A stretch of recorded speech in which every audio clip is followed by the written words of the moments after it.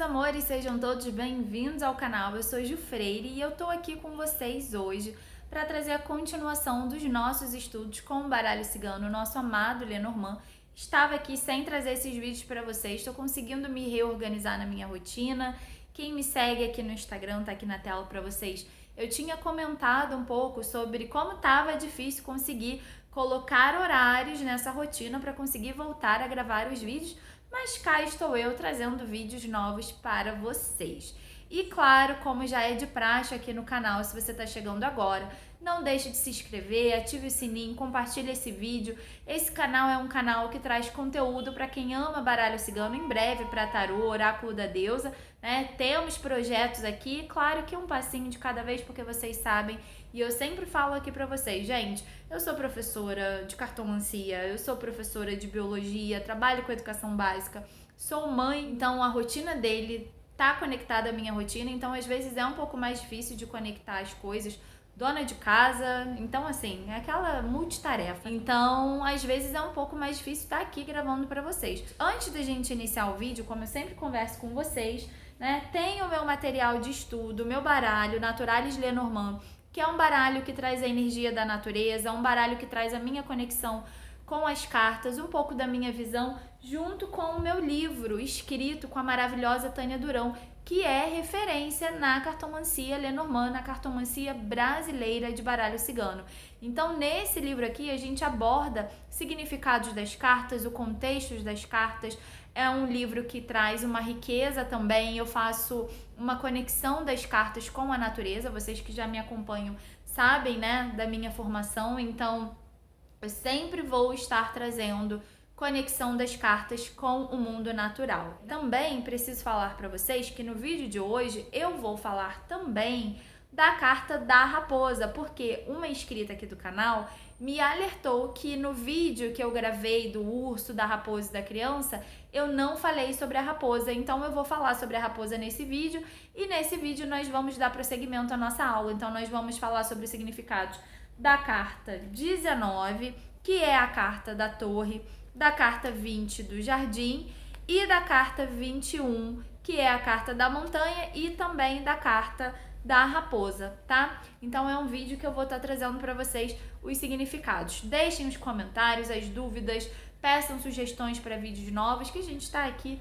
para isso, né? Para trazer conexão, para trazer novidades da área, para trazer um pouco do meu olhar. Ju, mas já tem todo mundo falando. Sim, todo mundo fala, cada um traz a sua visão e a visão de cada um se junta, se multiplica, agrega. Saber, conhecimento é troca, é partilha. E o que eu faço aqui com vocês é partilha. E também, gente, tô falante hoje, né? E também quero falar para vocês que tem os meus cursos. Agora em junho eu tenho 2 turmas iniciando. Eu tenho uma turma que vai ser aos sábados e tenho uma turma que será às terças-feiras à noite. Então, para você que pode fazer às terças-feiras, tem turma abrindo, turma online ao vivo, e para você que pode fazer final de semana, tem turma sábado online também abrindo. E os cursos que já estão na plataforma da Hotmart, que já são gravados, e você pode comprar e estudar no tempo que você quiser, no seu momento, né? E aprender bastante coisas sobre o Lenormand e aprender um pouquinho comigo, né? Eu acho que agregar um pouco os seus conhecimentos, seja você cartomante, seja você estudante, é sempre bom estar estudando, é sempre bom estar aprendendo, como eu também sempre faço, sempre estou estudando com os colegas da área, com as pessoas de referência, porque é importante estudar. E quando a gente é profissional, mais ainda, né, meu povo? Mas sem mais delongas, vamos para o nosso vídeo que vai estar maravilhoso, eu tenho certeza.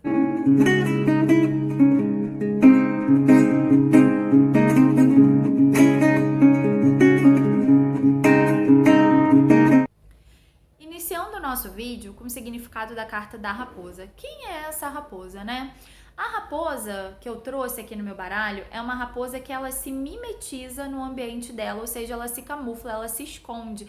Então, quando a gente olha para essa raposa, se a gente olhar rápido, é uma raposa do Ártico, a gente observa que ela pode passar imperceptível nesse ambiente, que é o que essa carta fala pra gente também. Ser mais imperceptível, né? Quando vem no sentido de conselho, não ser visto, ser silencioso. Então a raposa, ela age no silêncio, ela é sorrateira, ela não é vista, é uma carta de atenção que pede pra gente olhar os perigos que não são vistos, né? A raposa, como significado tradicional, ela fala de trapaças, né? Quem nunca pensa no Pinóquio e na raposa, que engana o Pinóquio, faz o Pinóquio, tadinho, não ir para a escola, ser vendido para o circo, virar uma marionete de circo, perder o contato com seu pai, com o Gepeto, e enfim, o filme vai se desenrolando tudo porque a raposa ludibriou o Pinóquio. Então a raposa é aquela carta que ludibria, que engana, que tem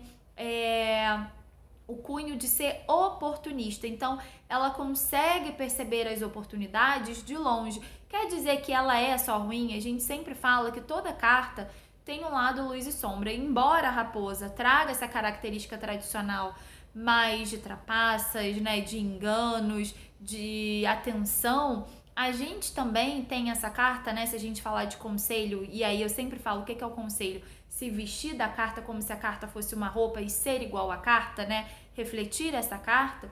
Então é pra gente ser mais oportunista, aproveitar as oportunidades, pra gente ser mais silencioso, pra gente não deixar rastros. O que é ser persuasivo, né? Um vendedor, quando tem que vender o seu produto, ele precisa ter a lábia, ele precisa fazer o cliente comprar, ele precisa persuadir o cliente. Então, para você usar o seu poder de persuasão, para você usar as oportunidades que vão chegando para você na sua vida e para você não ter medo de se entregar e de buscar o melhor também, né? Então, essa é uma carta que ela é polêmica, mas ela tem um lado luz e sombra. Agora, a raposa, ela também fala dessas oportunidades, dessas propostas, né, que às vezes a vida traz pra gente e que a gente tem que aproveitar de uma forma eminente, porque a gente tá ali e se a gente souber aproveitar, a gente pode trazer bons resultados para o nosso momento. A carta da raposa é uma carta que traz alerta,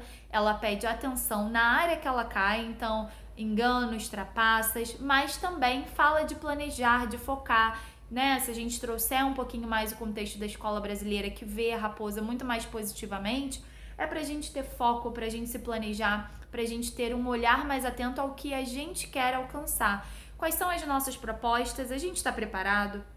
A gente já tem as nossas estratégias muito bem organizadas ali pra gente alcançar o que a gente quer? Então fica a reflexão dessa carta. E aí, adentrando nos significados das cartas, né, que a gente vai trabalhar hoje, carta da torre. A torre, e aí eu vou usar o jardim já também, para poder fazer esse paralelo. A torre e o jardim são cartas opostas. Um fala do que tá dentro, o outro fala do que tá fora, né? A gente pode também fazer esse paralelo com a casa, que fala da intimidade, e o jardim falando do coletivo. Então, a torre é uma carta que ela fala da solitude. O que é a solitude, gente? Solitude é a gente amar a nossa companhia, é a gente gostar de ficar no nosso momento, é a gente gostar de ficar sozinho conosco, né? É curtir a nossa companhia, é simplesmente estar dentro dessa carta, é simplesmente apreciar quem nós somos, é se conectar à nossa essência. Quando a torre vem no nosso jogo, ela pede pra gente refletir, ela pede pra gente meditar, ela pede pra gente internalizar processos, pra gente apreciar situações muito mais voltadas para dentro. Aqui eu trabalho muito melhor sozinha. Aqui eu me desenvolvo muito melhor sozinha. Aqui eu não preciso de apoio para conseguir atingir os meus objetivos, porque eu sou autossuficiente. A torre, ela te dá uma visão muito ampla, então você consegue ver as oportunidades, você consegue ver as situações que você vai passar, você consegue ver tudo que a vida está trazendo para você nesse momento e tendo entendimento. Então ela é uma carta que fala sobre compreender. A torre nos eleva, a torre nos coloca para cima. Então, quando você vem com uma torre, você está nessa capacidade de compreensão, de reflexão, de ouvir mais, de se conectar mais o eu. Aqui no Brasil é uma carta que traz uma conexão também com a espiritualidade, uma espiritualidade que fala de meditação, de contemplação, muitas vezes também de orações, né, de estar no seu repouso, no seu recolhimento interno para fazer as suas orações, as suas meditações, as suas visualizações.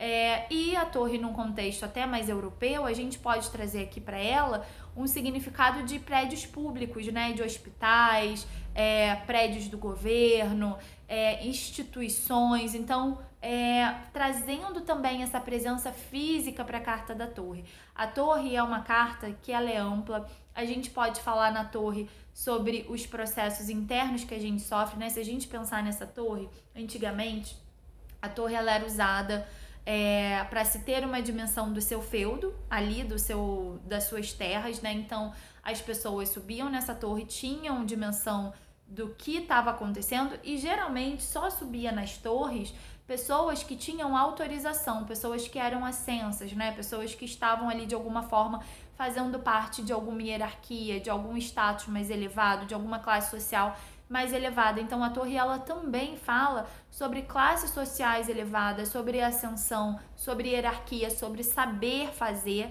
né? Sobre saber fazer, fazer bem feito e ter entendimento que sabe se fazer bem feito, né? Então é aquilo, eu sei que eu sou boa, eu faço muito bem e eu sei disso, né? Então eu me basto. Teve uma novela que tinha uma personagem da Carolina Dickmann, a Leona, eu não me lembro agora qual era a novela, eu lembro da personagem.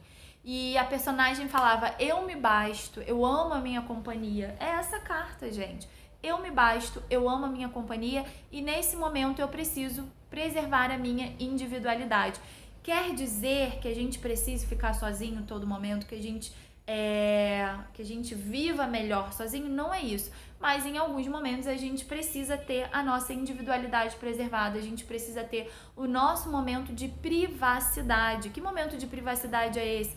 Quando eu me recolho, quando eu fico com a minha companhia, quando eu escuto a minha música sozinha, quando eu tô com os meus livros lendo sozinha, quando eu tô em conexão comigo sozinha. Então a torre é uma carta da individualidade, de respeitar a individualidade.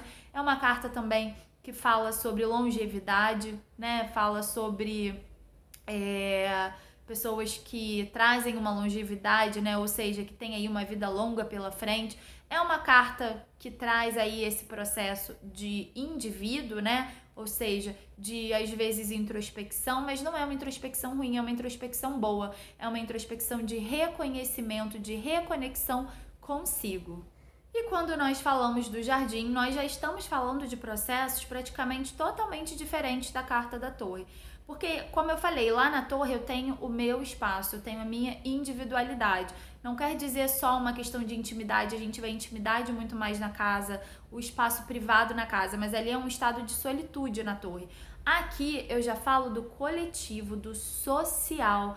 Aqui eu socializo, aqui eu converso, aqui eu saio, aqui eu troco ideia, aqui eu me comunico, aqui eu festejo, aqui eu sou aquela pessoa que sou para o mundo. São as formas como o mundo me enxerga, as formas como eu me apresento para esse mundo, são as interações sociais que eu crio, que eu estabeleço na minha rotina, no meu cotidiano, são as comemorações, as festividades, os eventos, os passeios em família, as reuniões, a conexão com os espaços públicos, né, com áreas de lazer, com as praças, com os parques, com os parques também ecológicos, com a natureza também. Claro que a gente vê uma conexão com a natureza muito mais profunda na árvore, por questão de todas as trocas que a gente já falou aqui, já conversou, mas aqui eu também estou imersa numa natureza e apesar dessa natureza ter sido modificada pelo ser humano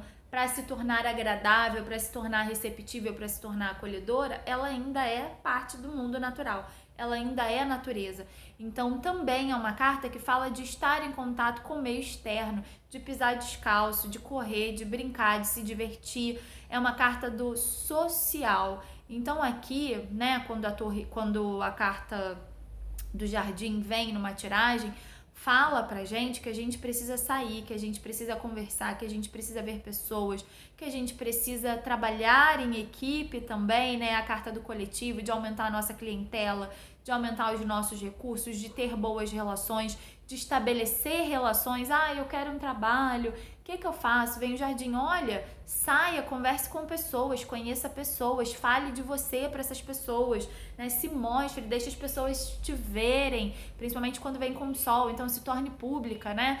É uma carta que fala de questões públicas também, espaços públicos, situações públicas, né? Muitas vezes quando a gente fala, por exemplo, de dinheiro, de benefícios que são oriundos de partes públicas e repartições públicas, muitas vezes a gente traz essas combinações aqui, né?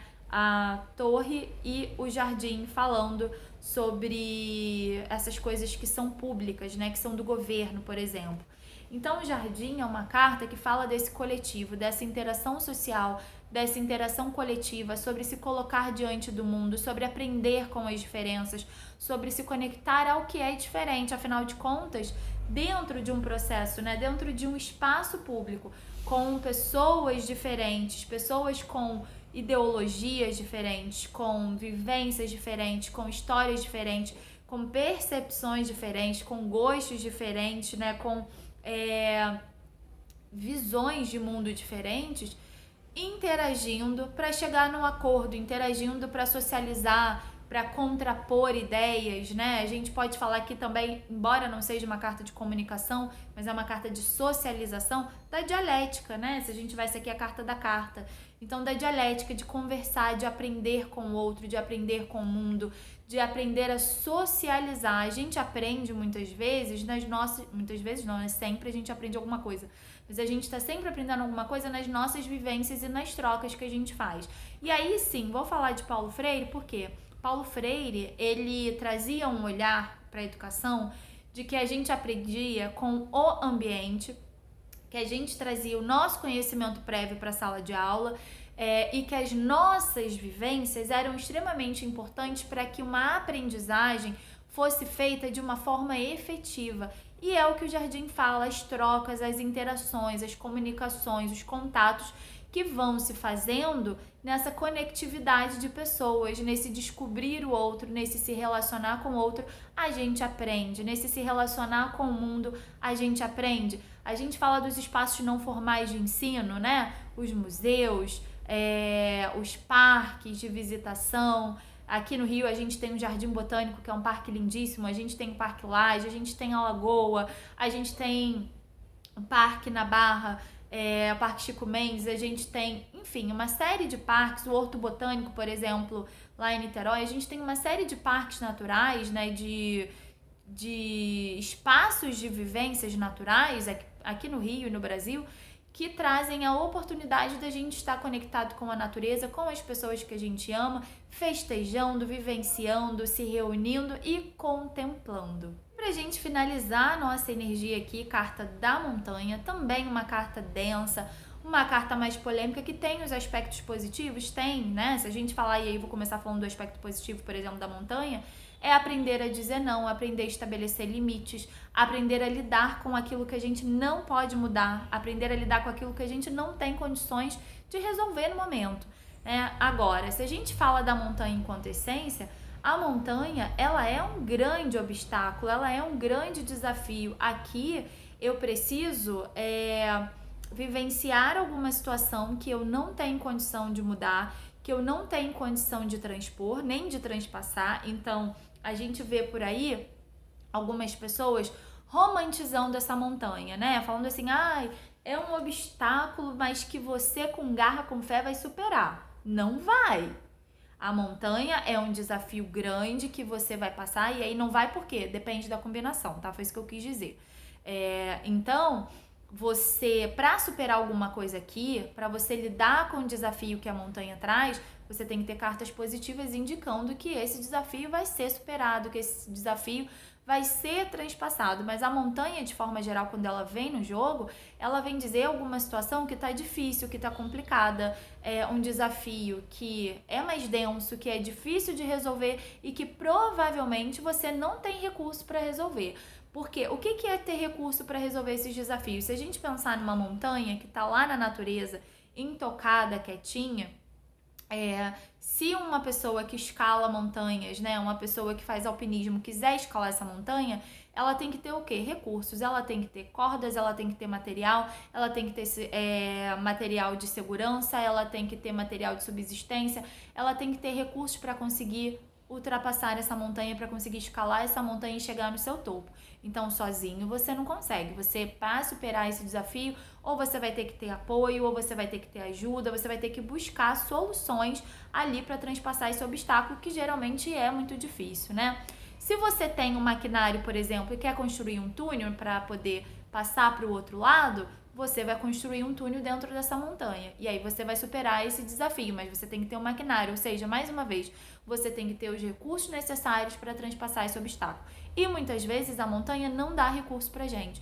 Muitas vezes, quando a montanha vem no jogo, ela vem dizer que aquela situação é desafiadora, que aquela situação tá difícil, tá parada, a montanha ela não se movimenta, apesar dela sofrer os processos de erosão, né, e de intemperismo, ela é posso dizer assim, um organismo não vivo, né? Ela é uma matéria não viva que não é dinâmica, ela não se movimenta.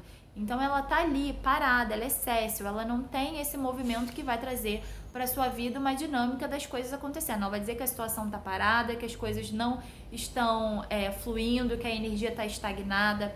É uma carta, né, se a gente falar até de pessoas, é uma carta que fala de pessoas mais ranzinhas, pessoas mais grosseiras, pessoas mais brutas, mais arrogantes, pessoas que acham que sabem de tudo.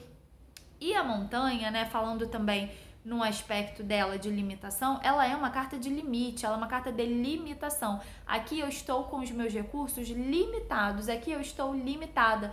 A montanha, ela tá ali nas fronteiras, né? Ela tá ali na natureza, e muitas vezes quando a gente tem que passar dessa montanha, a gente tem que dar a volta, a gente tem que atravessar um rio, a gente tem que fazer alguma coisa para poder transpassar. Então ela representa os limites também geográficos impostos, né, pra gente. Então, às vezes o limite que a gente tem, isso até falando de relacionamento, às vezes o limite não é um limite relacionado a uma dificuldade grande na relação. A grande dificuldade é a barreira geográfica. Então, eu moro aqui no Rio e a pessoa que eu gosto mora, sei lá, em São Paulo, ou mora nos Estados Unidos, né, ou mora na França, ou mora na Ásia.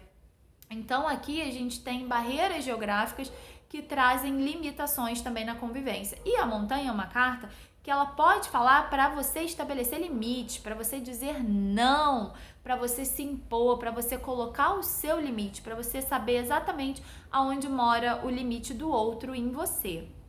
Meus amores, espero que vocês tenham gostado dos significados das cartas de hoje. Hoje nós trouxemos aí um contexto das cartas que a gente ainda não tinha trabalhado, depois de um tempinho sem trazer vídeos novos aqui pra vocês.